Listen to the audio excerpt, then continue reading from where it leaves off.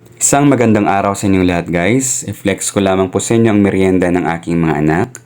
Ito po ay Bicol Delicacy na ang tawag ay hinagom o hinagum. Bagong ani po ito ni roast o roasted.